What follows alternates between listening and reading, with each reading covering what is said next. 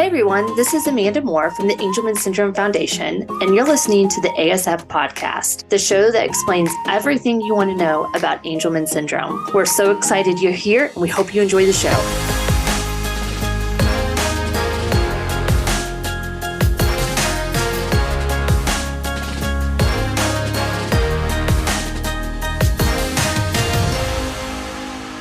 Hello to my beautiful Angelman community. I'm so excited you've joined us for this podcast. This episode of our podcast dives into an incredibly important topic, mental health within our community. We're joined by a special guest, an Angelman parent and the founder of Walk Right In Ministries, who brings both personal experience and valuable insight into the discussion.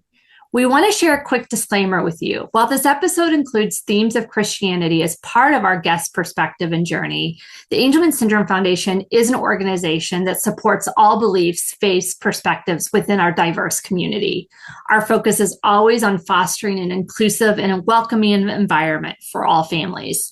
We hope you'll find this conversation meaningful, inspiring, and supportive as we continue to tackle the challenges and celebrate the triumphs of life within the Angelman Syndrome community.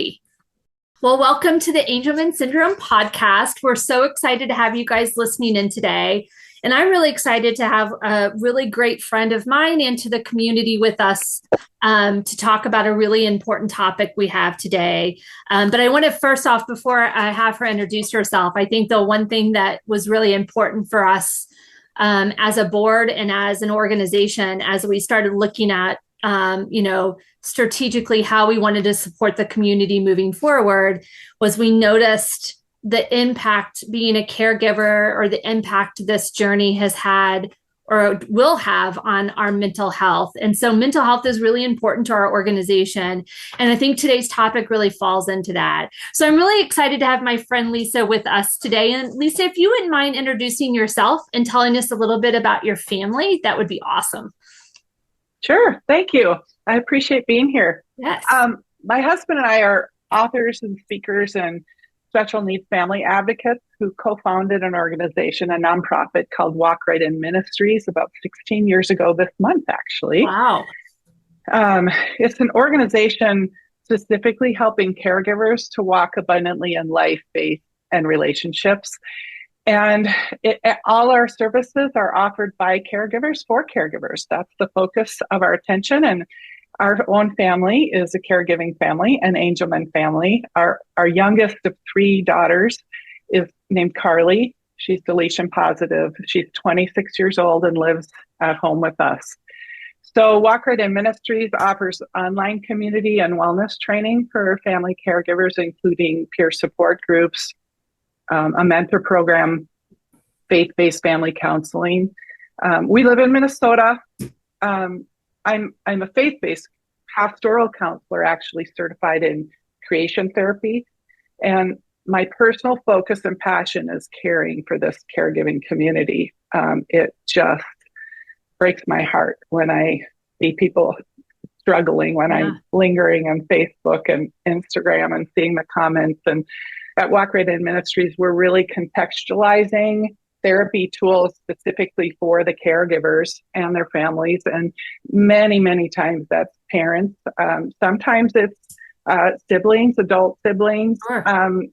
And we work with families that are in transition as parents are aging, and the siblings might be coming into sometimes they're navigating their own angst as they grow up.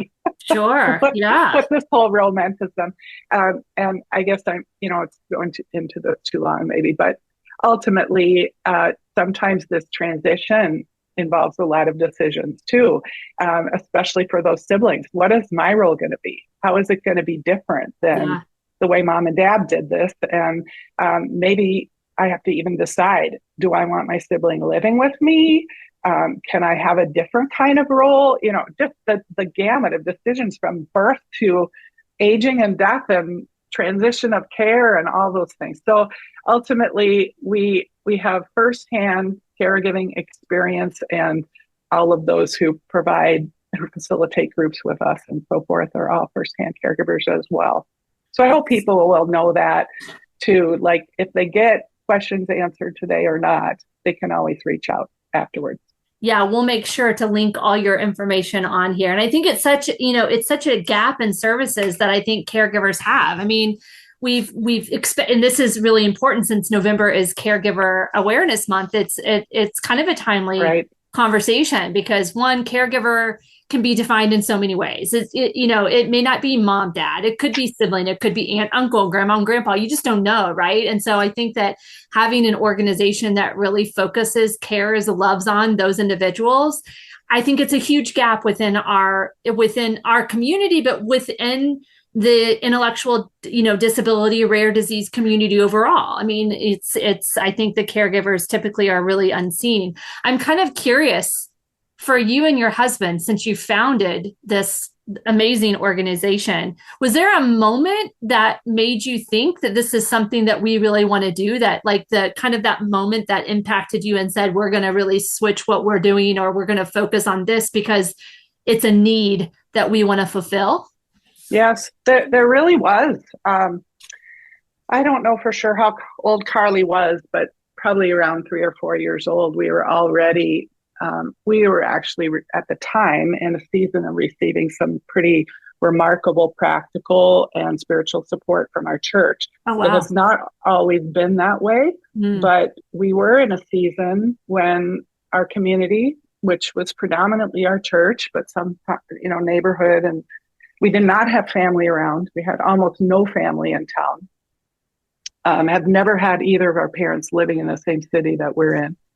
And we were very sleep deprived, exhausted. We had our own business. It was failing under neglect. We had two other children who were 3 and 5 when Carly was born. Wow. And so, as anyone listening today can understand, we were at our wits' end. Yeah. But interestingly, our career experiences, which were a little bit varied at that point, but our most recent experience was running a consulting company, designing corporate training for Fortune 500 companies all over the world. So our mindset was training and equipping people. And from a spiritual perspective, we were experiencing kind of the hug of God through our community. Yeah. And interestingly, we'd gone through a marriage crisis before Carly was born. And that was one of the things I'd asked God for, was to show me what a hug like from him could feel like when he's not presently physically here. Yeah. Yeah. And he showed me that. So ultimately, as people started challenging us to get involved, like in a support group or something, and we chafed at that, to be honest, a little bit for a number of reasons. But even in the effort to find something, nothing fit us. Yeah. At the time, there were very few support groups available of any sort.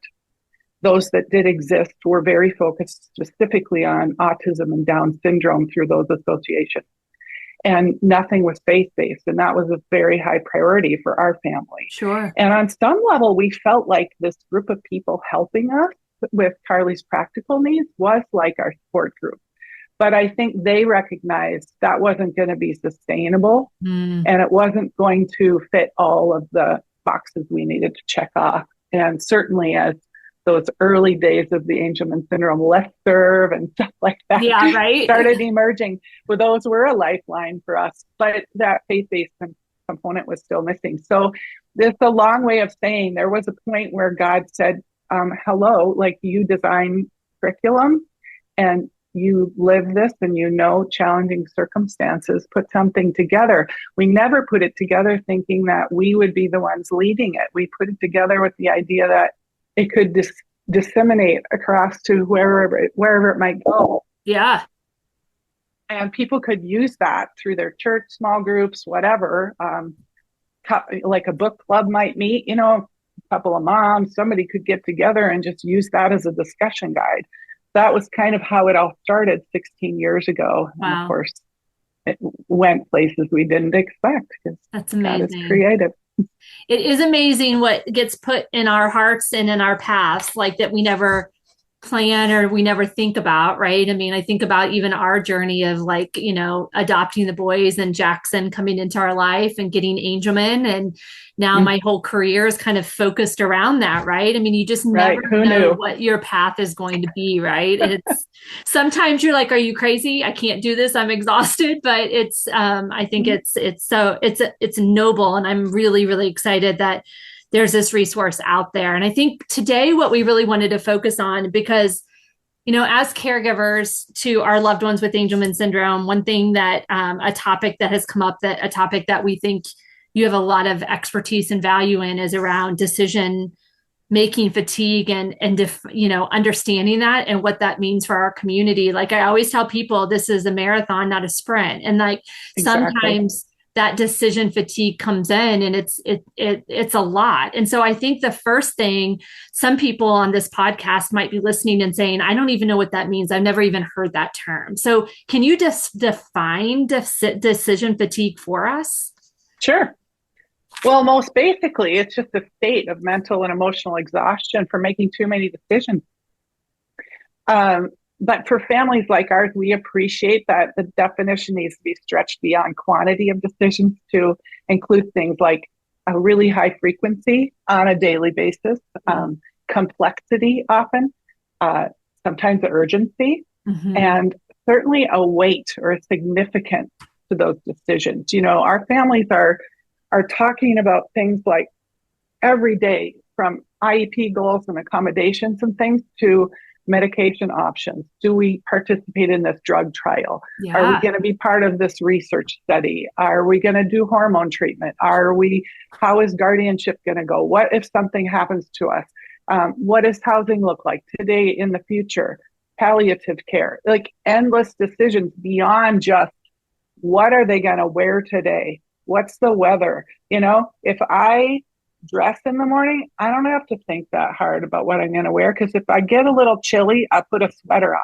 Right. When Carly can't tell me she needs a sweater, I have to be researching quickly my app for the weather and deciding strategically how her day might go best for her. Yeah. It's really kind of uncanny when you stop to think about it, the details that we go into every day in decision making and the nuances involved. And so it's not surprising that it's going to lead to stress, anxiety, sometimes anger and bitterness, fear. Occasionally we get really debilitated even and kind of stuck in procrastination or what feels like indecision or avoidance. A lot of us experience even insomnia, which is really paradoxical. We're exhausted and yet we can't sleep because then our mind starts going. So a lot of exhaustion and irritability end up becoming the symptoms of ultimately something like decision fatigue. Yeah. And what's funny is, I mean, we already are experiencing with our individuals who don't like to sleep, period, right? Like the one night that they may sleep through the night, our mind is up trying to decide, all those things. And like, even the litany of lists that you just like said, there's so much even more to that list. Like I was thinking the other day, and you said it so wonderfully, like Jackson was sick all last week. I didn't know he was sick until his behavior changed a bit. He wasn't sleeping as well because he couldn't tell me. So I had to go through all of this checklist. Like, well, could it be this? Do I need to take him to the doctor? Do I need to give him more Miralax? Do I need to call Dr. Thieber to see if his medication needs to change? And then in all of those emotions, I'm exhausted. I'm scared I'm going to make the wrong decision. And that's like a typical Tuesday, right? I mean, so it is, you know what I mean? So it is like this, like, I don't think I really understood that there was a terminology behind what we're experiencing as caregivers, as this idea of, this, decision-making fatigue and what that means. And so I was going to ask you go ahead. Sometimes it gets other names too, where it's not all decision fatigue, but like this sense of hyper alertness that we live in. Everything from guarding them from a fall, because they may walk. Some of our kids walk, but they're really high fall risk They don't catch their balance easily and so forth. So this physical high alertness transcends all the way to this mental and emotional alertness.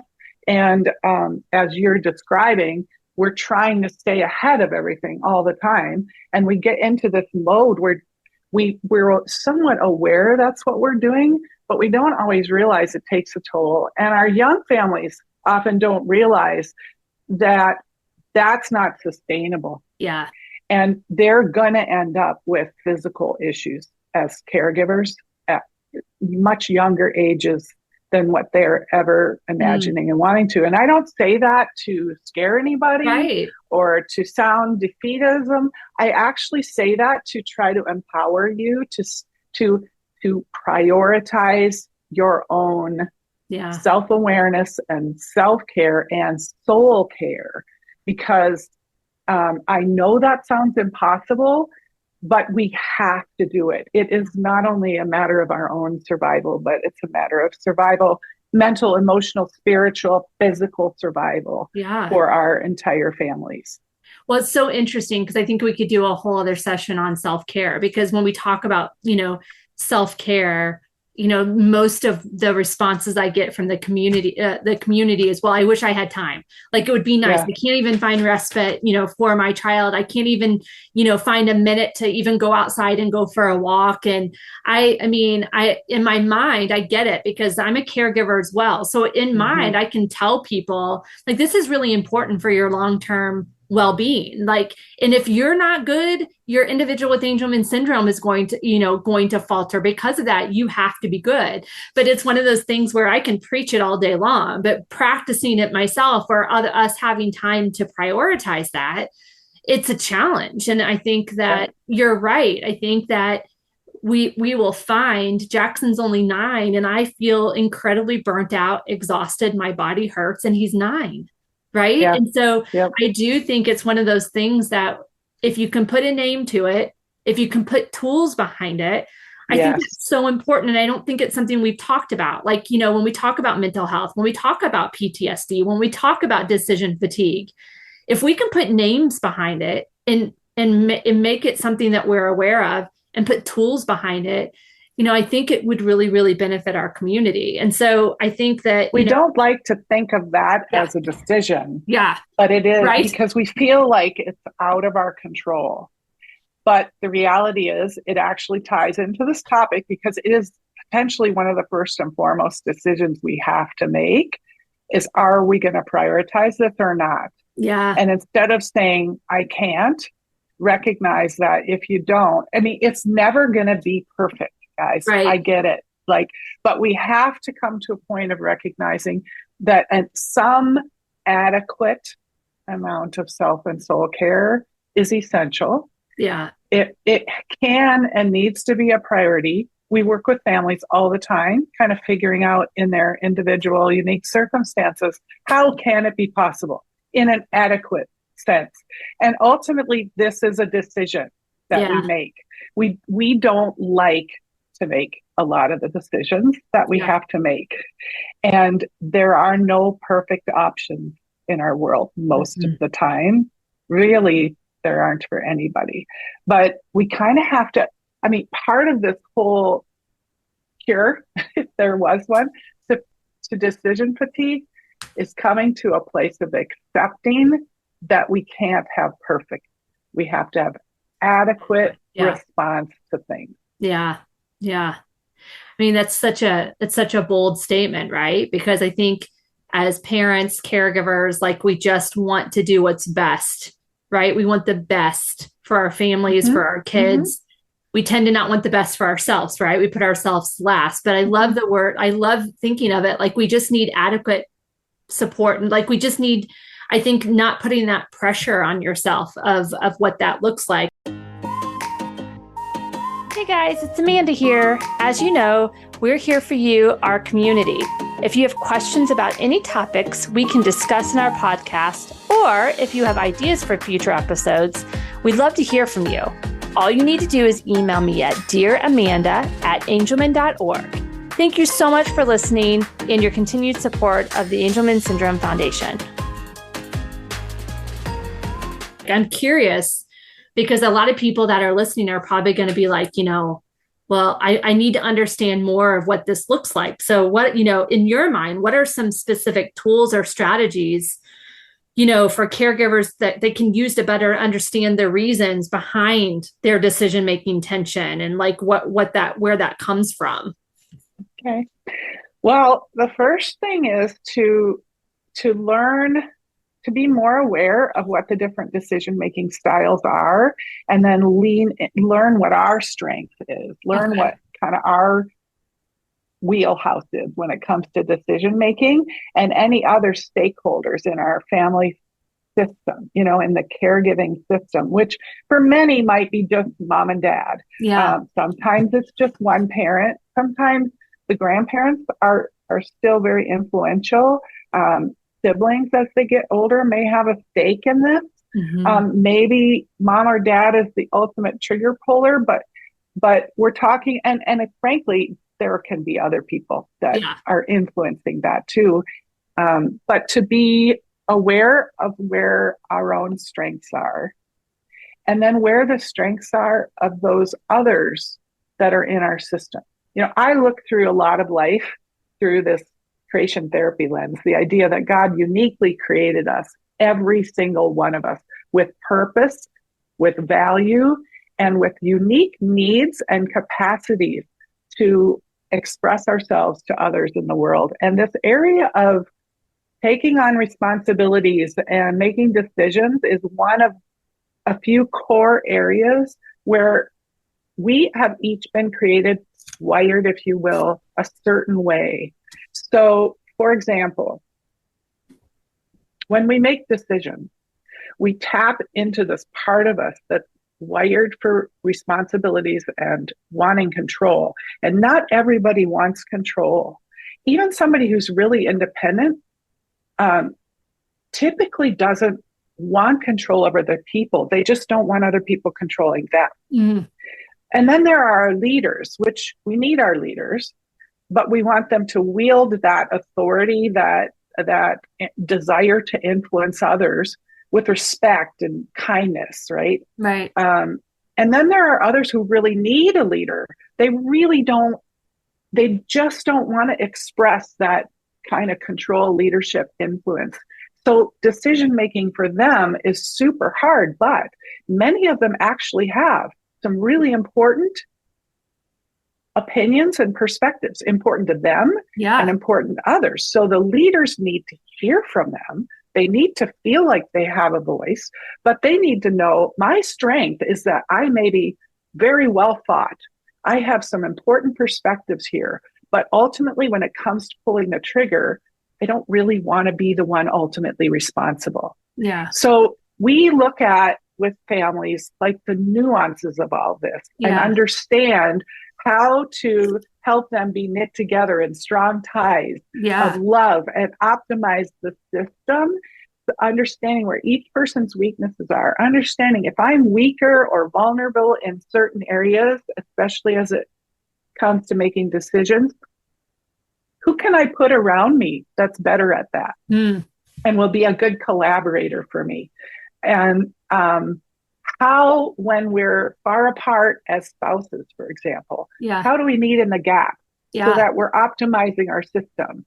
Again, an adequate situation, instead of letting the tension between us because my husband or wife wants to lead and I wish she would just do this and I wish he would just do that, or I wish he'd leave me alone, or I wish he'd attend the IEP meeting. Instead of all these wishes and frustrations and tensions, we can find a place to meet in the gap that is adequate. Maybe I don't get all of my own strengths shining here, but I can cooperate and collaborate with this other person or people in the system here, so that ultimately, not only do we arrive at an adequately satisfying decision that benefits this person with disabilities, for example, but also honors, respects, and guards the relationships between all these people, because we can get so caught up in trying to make the right decision or being right about our opinion or our decision-making power or authority and forget that when all of life is said and done, or even at the end of one day, what we're ultimately going to care about the most and what's going to impact our own stress and depression levels is the state of our relationship. Yeah. That's what ultimately is going to matter. So again, I think it helps to make the decision that we're not shooting for perfection. We don't even have to make all the decisions. Yeah. We certainly have to not do them all today. But if I can be satisfied that the state of my relationships is satisfying, then I'm rambling now. No, I need to back it up. makes sense. No, it makes sense because I'm thinking like when you think about decision-making fatigue, like the first time I heard it, I just, in my mind, thought about the fatigue that I feel when making decisions and didn't really think about how it impacts everyone around me, how it impacts my marriage, how it impacts my friendships. Like the one thing that I've been thinking about a lot lately and that people have been challenging me on is that I do tend to control everything around Jackson. Like I have that mentality, like if I don't do it, if I don't make the decision, if I don't get this scheduled, no one will do it. Or I don't want to put that on someone else because it's just too much. So I'm just going to do it. But in my mind, or I'm upset or frustrated because I'm having to take this on all by myself, but I'm not allowing other people and other relationships to, like you said, meet me halfway or, be at a point to where they feel like that they can help with that process. And, I do think it's something that we probably, a lot of us in the community can relate to of, when it comes to making decisions for our loved one with Angelman syndrome, there are going to be points within this journey that we will disagree with someone on a decision, whether it's our spouse, whether it's a doctor, whether it's a teacher, whether it's a therapist, that there will be some sort of discourse on that decision making. And I think it's really interesting to think about that perspective and what that looks like, because the one thing that I keep thinking in my mind, at the end of the day, I want a really strong village around Jackson. And really the only way to do that is allow other people on this journey with me to help me make those decisions, right? Yeah. Well, if I could use your scenario here as an example, because I think a lot of people listening would relate to this sort of kind of tension. Maybe their reasons for it is different than yours, but we all have them. You're describing a common one where you're functioning kind of like an island, very independently, very much appearing to be in control and on some level wanting control. But there's this competing desire for a robust village of support around your son and even to a degree your family. Absolutely. But it's really hard to let people in. So here's a part of this whole decision-making weight that we have to deal with. We have to face. We have to be able to be really, really honest with ourselves and self-aware about what is really at the root of this. You describe being in control, very independent. And you said why you think that is, but at the root, but you kind of have to keep asking yourself, well, why that? Why that? Why that? Because you start to wonder, okay, so why, when you really want a village, are you not letting them in? Is there a fear? Is there a speed issue? Some people, when it comes to decision making, really need to function pretty quickly. Once things are clear to them, they want to move. But they may have a spouse or somebody else in their system who needs more time to think it through or to process the emotions of it. And it creates a lot of anxiety for somebody who needs to be faster moving to slow down. Yes. So we look at things like, as we're trying to understand our own strengths and what our weaknesses and vulnerabilities are, we look at things like, are we a leader or are we a follower or are we a partner? Yeah. What you're talking about actually sounds like somebody who looks like she wants to be in charge of a lot of things, but actually needs partnership. Wants the voice, wants some influence, but might be afraid if things don't turn out perfectly. Yeah. Really wants a partner and really wants things perfect. Is that fear? So then looking at emotions and intellect, where are we on this sort of continuum of, am I relational kind of in the way I function, or am I very cerebral, or somewhere in the middle? Because some people are going to make their decisions with a lot of data and facts, more cerebrally, others much more based on emotion. Some are going to be more in the middle. Those tend to be people who are very pragmatic. They see all the possibilities, and they can even they look like they're being stubborn or procrastinating, but they're actually kind of stuck because they see all the rationale and all the possibilities. They are stuck because they want to get to the perfect answer, and they can't sort through what's most important. Yeah. And they really want somebody else to help them prioritize. They need to feel heard. So understanding like our expectations, our perspectives, our trigger pulling speed, where we are on this continuum of relational versus cerebral, how much authority and influence we want. Being aware of that, and then asking ourselves a lot of questions, for many of us prayerfully, examine my heart, God, and show me who I am. Help me to be really honest about who I am here, because only then can I really get to the root of why this is so heavy and hard. Yeah. Do I need a partner? Do I need to slow down? Do I need to speed up? Is there a gap I can navigate better with somebody? Because maybe it's not the decision that I'm so fatigued by, but that I'm doing them alone. Yeah. No, I think that is incredibly powerful. I think there's so much that's in there that can be unpacked. And I'm sure that a lot of people are listening, are in their minds thinking like, that speaks volumes to me.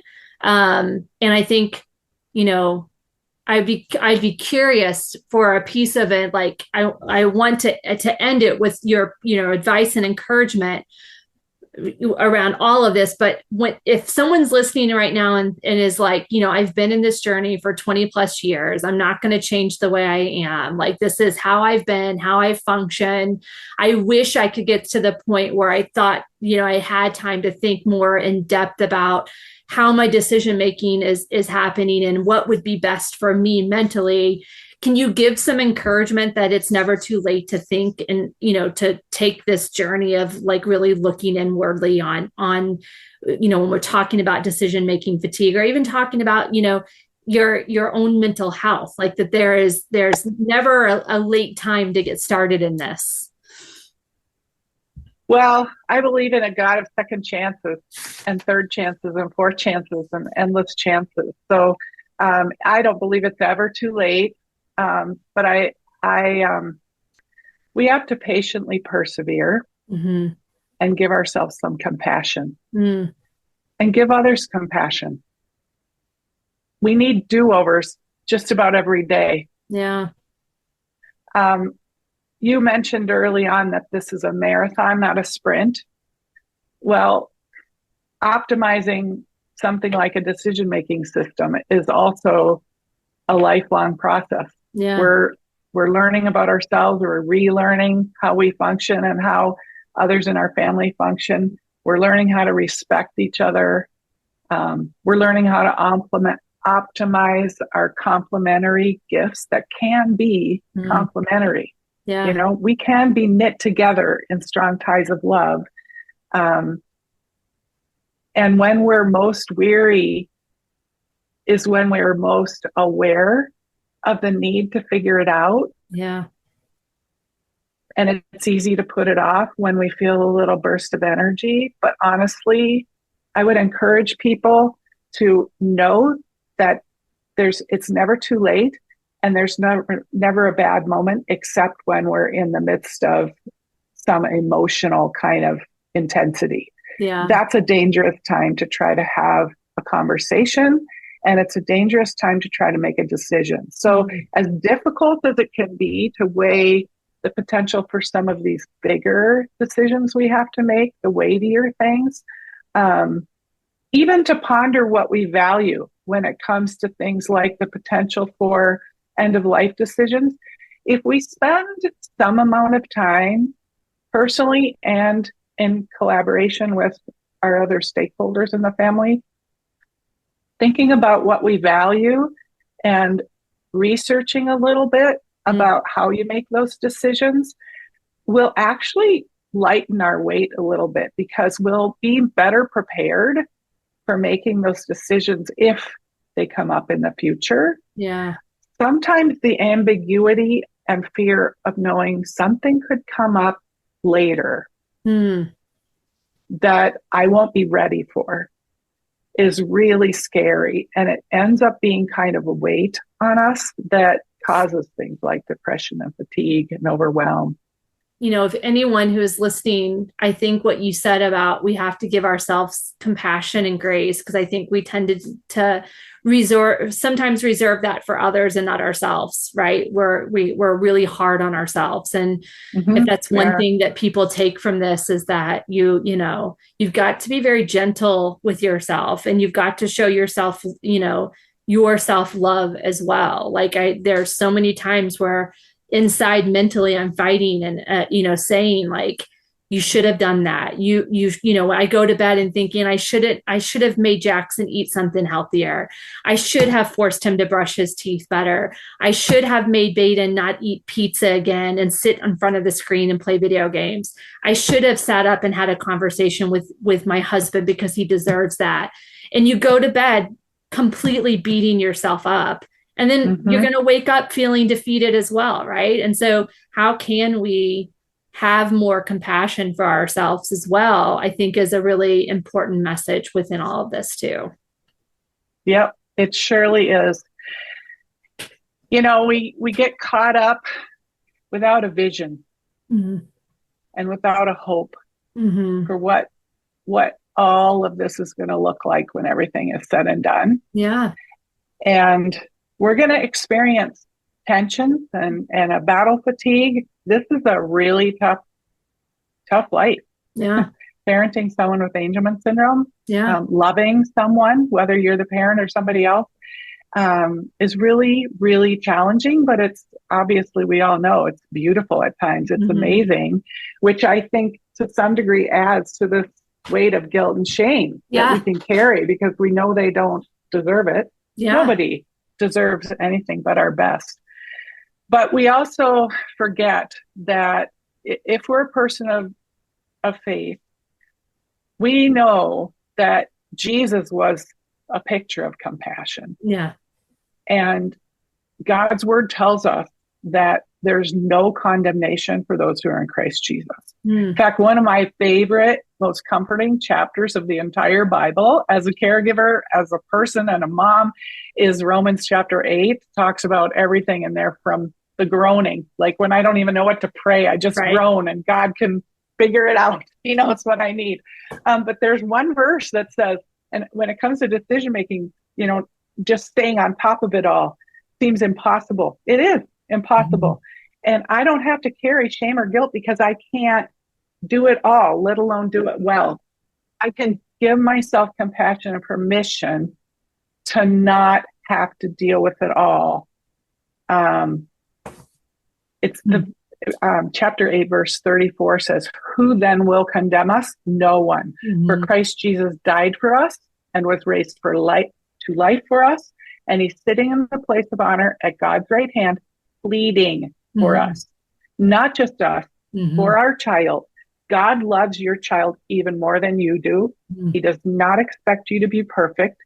The worst thing in the world is not that my daughter Carly would die, but that she would die not knowing that we love her and that God loves her even more. That's the worst thing. And if I can make sure that at the end of every day that I'm not saving her physical life, but I'm saving her eternally, in the sense, like I'm not doing it, but in the sense that that's the focus, is that I I can relax knowing that that's good and my relationships and my slates are clean. Yeah. Yeah. It's so powerful.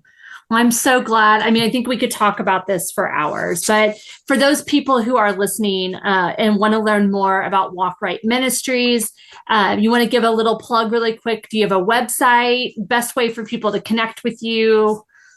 What would that Walk be? Right In Ministries is simple. Walk Right In Ministries is easily found at walkrightin.org. Okay. They can reach me if they want to at lisa@walkrightin.org. That's simple. My husband is Larry at walkrightin.org, and we have a team of people that do this work that we would love to hear from people. Our hope is that these families, our Angelman community and others, ultimately become more resilient. As we build self-awareness, as we surrender our expectations of ourselves, even, we'll get to the root of our issues, our fears, and our needs, and our children's needs more quickly. And we'll have less stress. We'll have less shame heaping, fewer guilt cycles, and find relief from the grip of fear, and just learn how to collaborate and cooperate with the others around us who want to help, meeting them in the gaps, because we're not all going to come at it the same way.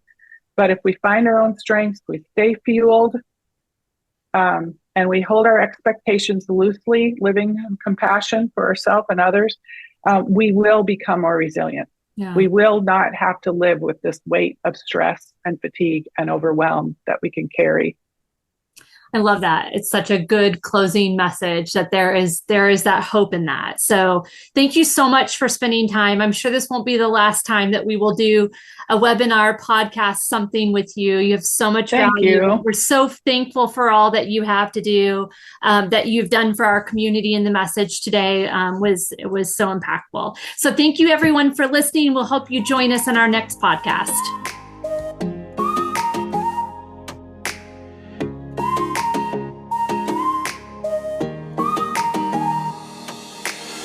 Thanks for listening to the ASF podcast. If you enjoyed this episode and would like to support us, please share it with others, post about it on social media, or leave a rating or review. And please don't forget to subscribe.